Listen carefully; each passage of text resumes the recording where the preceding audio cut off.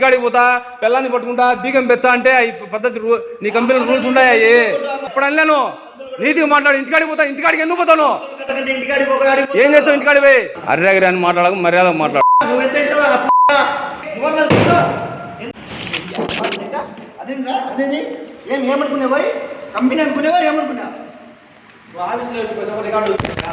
గౌరవప్రదమైన కమ్యూనికేషన్స్ వీళ్ళు వాడాలి.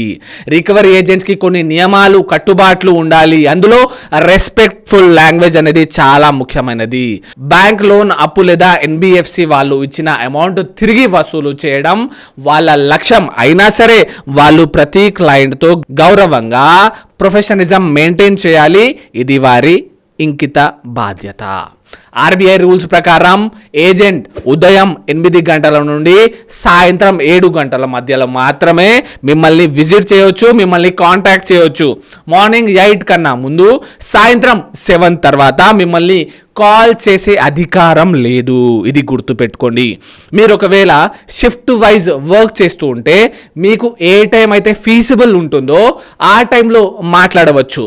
మీరు కంఫర్ట్ లేని టైంలో మాట్లాడాలని వాళ్ళు మీకు బలవంతం పెడితే ఆ గైడ్ లైన్స్లో ఉన్న దాన్ని వాళ్ళు ఉల్లంఘించినట్టే.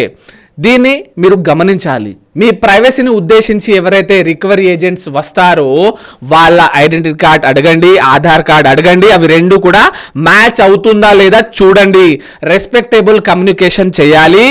మీకు కాంటాక్ట్ అయ్యే టైంలో మీ హక్కులు ఏంటి తెలుసుకోవడం చాలా ముఖ్యం.